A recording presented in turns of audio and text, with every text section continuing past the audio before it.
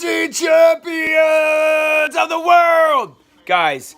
Okay, so if any of you watched my halftime video, which seems like ages ago now, Georgia, I think for the most part, played a great game up until that fourth quarter. Fromm had an amazing game. He was like at one point like 21 for 25. He finished like 25 for 39. He had an amazing game. Tua, I think for the most of that game, was playing injured, guys. He got hit in that first quarter, and then that's what happened after that. And, oh my goodness, sorry, Tabitha's Life, but go Roll Tide. That game was awesome. Jalen getting to come in. I hated seeing Tua get hurt, but Jalen coming in and playing as poised as he was amazing, guys. And seeing Nick Saban get a little choked up there at the end was just the icing on the cake. It showed how much this game meant to this whole team. Tua did not play his best game of the year. He still played a good game. He threw that pass to Waddle there in the third quarter. They had some balls that were dropped. Yes, Sarah, Roll Tide. How does it feel, Georgia? It hurts. It hurts. So I got to say this too.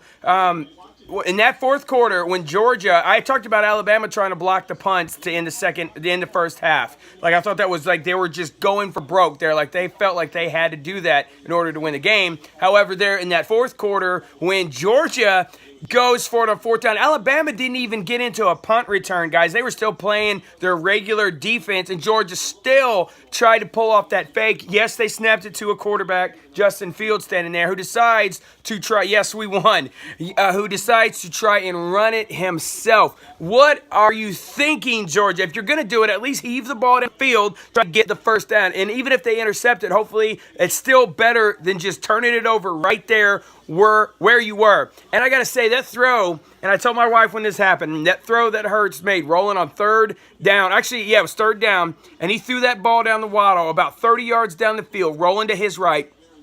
I've watched every Jalen Hurts game, and it's every time he rolls, he either throws it out of bounds or he tries to get a couple yards out of it instead of making a good throw. And he found the open receiver 30 yards down the field, hit him in the chest, dude falls out of bounds, tiptoeing the line.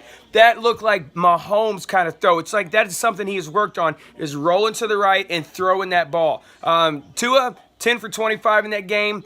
He still had the touchdown. He almost had a rushing touchdown there. I was like, dude, Tom Brady the ball over the line. Just, stick it over the line like that. And he would have had a touchdown there. But, guys, I didn't even break down all the stats yet of this game. I was just so pumped. After that, I was screaming. My voice is just, like, scratchy. They talked about Alabama coming from 14 points down. They did it twice. They were down 21-7 and 28-14 in that third quarter. And their defense finally started stopping Georgia. They for some reason, Georgia, like in that first half, never got tackled running the ball. In the second half, they did. There's that throw, man. I watched it on TV to Waddle that Jalen made. Was amazing. That throw to Judy to get that first touchdown was awesome. That throw he threw to Irv going down the field on that last one. Oh, Irv, I love him. And then that run into the end zone to score the touchdown. I was rooting for him to run because you could tell he knew he had a point to where he was going. Like, I'm not just running to get away. I'm running to get you a score today. So that's my thing. Alabama, you played great. This is not the Alabama team I've grown up watching. They are not all about running the ball. They did run it. The one drive was all runs in the second quarter. But my goodness, guys, what a game. They were outgained. Georgia had the ball longer. Georgia had more first downs. But Alabama had the most important thing, the most points. And they had the best players on the field for their team, which was Jalen and which was Tua, and their defense. And Nick Saban over there watching his team pull out a victory. I think he was standing over there on that sideline listening to those play calls come down to the sideline going, wow. Let's do it. You got to have faith in your team. Georgia should have kept their offense on the field on that play where they punted the ball. They should have kept their offense on the field instead of faith. It's like 2 weeks in a row. I get to see Auburn throw a ball to their place kicker, and I get to see Georgia goof it really badly on a punt. So it's like Alabama has had issues with the kicking game. What's up, Yayog 35? Alabama has had issues with the kicking game. We're sitting over here covering our eyes when they're kicking extra points. By the way, 5 for 5 on extra points today. No missed field goals. I'll take it. And then he even had that kick I thought was going to go out of bounds, but it hits the Georgia dude in the face mask. I was like, man, if we get the ball right there, it's over. Oh my gosh, there's so much to cover in that game, guys. So if you have any thoughts on it, if you're an Alabama fan, give me a Roll Tide. I appreciate it. But oh my goodness, I had to give a reaction to this. I know Funny Man Johnson's going to give his takes on it. He's going to say, how were we watching this game?